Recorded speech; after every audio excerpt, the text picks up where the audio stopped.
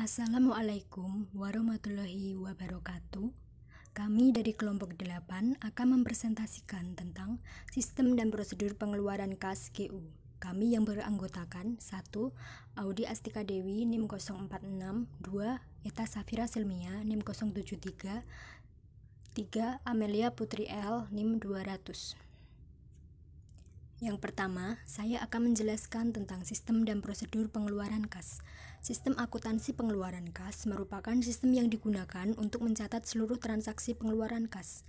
Sedangkan penatausahaan pengeluaran kas merupakan serangkaian proses kegiatan menerima, menyimpan, menyetor, membayar, menyerahkan, dan mempertanggungjawabkan pengeluaran uang yang berada dalam pengelolaan SKPKD atau SKPD. Selanjutnya, subsistem akuntansi ada 4, yaitu yang pertama, subsistem akuntansi pengeluaran kas pembebanan uang persediaan atau UP. Yang kedua, subsistem akuntansi pengeluaran kas pembebanan ganti uang persediaan atau GU. Yang ketiga, subsistem akuntansi pengeluaran kas pembebanan tambahan uang persediaan atau TU.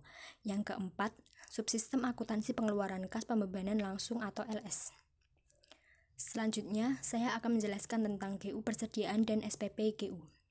GU persediaan adalah uang yang diberikan kepada bendahara pengeluaran atau bendahara pengeluaran pembantu untuk permintaan penggantian UP yang tidak dapat dilakukan dengan pembayaran langsung.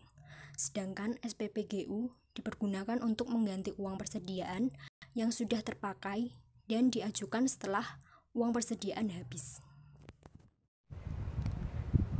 Assalamualaikum warahmatullahi wabarakatuh. Saya Eta Safira Silmia NIM 073. Saya akan melanjutkan presentasi dari Audi mengenai sistem dan prosedur pengeluaran kas GU. Di sini saya akan menjelaskan tentang proses dari pengeluaran kas GU sendiri. Dalam proses ini sendiri juga terdapat 3 proses utama, yaitu yang pertama pengajuan surat permintaan pembayaran atau SPP GU, yang kedua penerbitan surat perintah membayar SPM GU, dan yang ketiga yaitu penerbitan surat perintah pencarian dana atau SP2D-GU. Yang pertama yaitu pada pengajuan surat permintaan pembayaran atau SPP-GU. Di sini saya akan menjelaskan sedikit tentang SPP-GU. Berdasarkan SPD atau dokumen lain yang dipersamakan dengan SPD, bendahara mengeluarkan pengajuan SPP kepada pengguna anggaran atau kuasa pengguna anggaran melalui pejabat penatausahaan keuangan SKPD. SPP ini sendiri memiliki 4 jenis yang terdiri dari SPP uang persediaan, SPP ganti uang, SPP tambahan uang, dan SPP langsung. Nah, pada SPP ganti uang ini sendiri dipergunakan untuk mengganti uang persediaan yang sudah terpakai, diajukan ketika uang persediaan habis. Untuk mekanisme atas pengeluaran belanja bunga, subsidi, hibah, bantuan sosial, belanja bagi hasil, bantuan keuangan, dan pengeluaran pembiayaan dapat dilakukan oleh bendahara pengeluaran SKPKD dengan menerbitkan SPPLS yang diajukan kepada PPKD melalui PPKD SKPKD.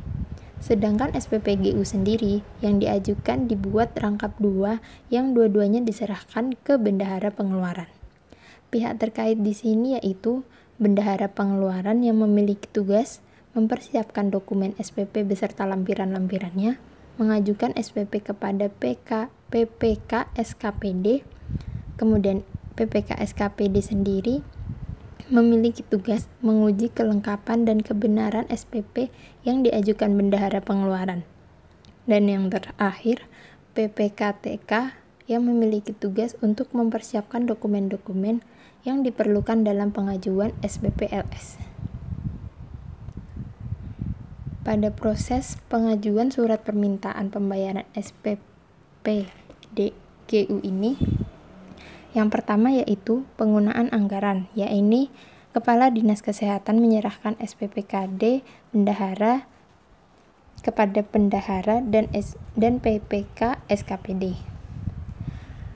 Kemudian yang kedua, berdasarkan SPP dan SPJ, bendahara Bendahara membuat SPPUP beserta dokumen lainnya yang terdiri dari surat pengantar SPPGU, ringkasan SPPGU, rincian SPPGU, surat pengesahan SPJ atas penggunaan dana SPPGU sebelumnya, salinan SPD, surat pernyataan penggunaan anggaran, dan lampiran lainnya. Yang ketiga yaitu bendahara menyerahkan SPPGU beserta dokumen lain kepada PPK SKPD. Yang keempat, PPK SKPD meneliti kelengkapan dokumen SPPDU berdasarkan SPD dan DPA SKPD. Proses yang kelima yaitu SPPGU yang dinyatakan lengkap akan dibuatkan rancangan SPM oleh PPK SKPD. Penerbitan SPM paling lambat 2 hari kerja sejak SPPGU diterima. Langkah ke-6 yaitu rancangan SPM ini kemudian diberikan PPK SKPD kepada pengguna anggaran untuk diotorisasi. Kemudian jika SPPGU dinyatakan tidak lengkap, PPK SKPD akan menerbitkan surat penolakan SPM. Penolakan SPM ini paling lambat 1 hari kerja setelah SPPGU diterima. Yang terakhir yaitu surat penolakan penerbitan SPM diberikan kepada bendahara agar bendahara melakukan penyempurnaan SPPGU, kemudian diserahkan kepada PPK SKPD untuk diteliti kembali. Kemudian pada proses yang kedua yaitu pada penerbitan surat perintah pembayaran atau SPMGU. Di sini saya akan menjelaskan sedikit mengenai SPM atau surat perintah pembayaran. Proses penerbitan SPM ini adalah tahapan penting dalam penatausahaan pengeluaran yang menerapkan tahapan yang merupakan tahap lanjutan dari proses pengajuan SPP. Sebagai tahap lanjutan ini, SPM juga dibedakan menjadi 4 sesuai dengan jenis-jenisnya, yaitu SPMUP, SPMGU, SPMTU, dan SPMLS. SPM ini dapat diterbitkan jika pengeluaran yang diminta tidak melebihi penganggaran yang tersedia, kemudian didukung dengan kelengkapan dokumen sesuai dengan peraturan undang-undang. Pihak terkait sendiri yaitu PPK SKPD yang memiliki tugas untuk menguji SPM beserta kelengkapannya, membuat rancangan SPM serta SPP yang telah diuji kelengkapan dan kebenarannya dan mengajukannya ke pengguna anggaran, menerbitkan surat penolakan SPM bila SPP yang diajukan oleh bendahara SKPD tidak lengkap, kemudian membuat register SPM. Kemudian pihak terkait lainnya yaitu pengguna anggaran yang memiliki tugas yaitu mengotorisasi dan menerbitkan SPM. Mengotorisasi surat penolakan SPM yang diterbitkan PPSKPD bila SPP yang diajukan bendahara SKPD tidak lengkap. Nah, untuk proses dari penerbitan surat permintaan membayar atau surat perintah membayar atau SPMGU sendiri, yang pertama yaitu pengguna anggaran yakni Kepala Dinas Kesehatan menyerahkan SPD kepada PPK SKPD dan bendahara. Kemudian berdasarkan SPD dan SPJ, bendahara membuat SPPGU beserta dokumen lainnya yang terdiri dari surat pengantar SPPGU, ringkasan SPPGU, rincian SPPGU, surat pengesahan SPJ atas penggunaan dana SPPGU sebelumnya, salinan SPD, surat pernyataan penggunaan anggaran, lampiran lainnya. Kemudian bendahara menyerahkan SPPGU beserta dokumen lainnya kepada PPK SKPD. Kemudian PPK SKPD sendiri meneliti SPPGU berdasarkan SPD dan DPA SKPD. Apabila SPDGU dinyatakan lengkap, maka PPK SKPD membuat rancangan SPM paling lambat 2 hari kerja sejak SPP diterima. PPK SKPD menyerahkan SPM kepada pengguna anggaran untuk diotorisasi. Jika SPPGU dinyatakan tidak lengkap, maka PPK SKPD akan membuat surat penolakan penerbitan SPM, paling lambat 1 hari kerja sejak SPPGU diterima. Dan yang terakhir, surat penolakan penerbitan SPM ini diberikan kepada bendahara agar bendahara melakukan penyempurnaan SPPGU. Kemudian diserahkan kepada PPK SKPD untuk diteliti kembali. Selanjutnya akan dijelaskan oleh Amelia. Selanjutnya saya akan menjelaskan mengenai penerbitan surat perintah pencairan dana SP2DGU. Yang pertama, pengguna anggaran yakni Kepala Dinas Kesehatan menyerahkan SPM kepada kuasa BUD. Yang kedua, kuasa BUD meneliti kelengkapan SPM yang diajukan.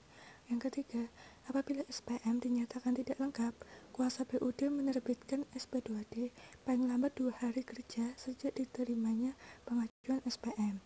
Kelengkapan dokumen untuk penerbitan SP2DGU adalah sebagai berikut. Yang pertama, surat pengesahan SPC bendahara pengeluaran periode sebelumnya. Yang kedua, ringkasan pengeluaran perincian objek disertai bukti pengeluaran yang sah dan kelengkapan. Yang terakhir, bukti atas penyetoran PPN atau PPH. Yang keempat, SP2D diserahkan kepada bank dan pengguna anggaran. Yang kelima, kuasa BUD sendiri harus mencatat SP2D dan nota debit dari bank pada dokumen penatausahaan yang terdiri dari buku kas penerimaan dan buku kas pengeluaran. Yang keenam, pengguna anggaran menyerahkan SP2D kepada bendahara. Bendahara mencatat SP2D pada dokumen penatausahaan yang terdiri dari buku pengeluaran, buku pembantu simpanan bank, buku pembantu pajak, buku pembantu panjar, dan buku rekapitulasi pengeluaran perincian objek.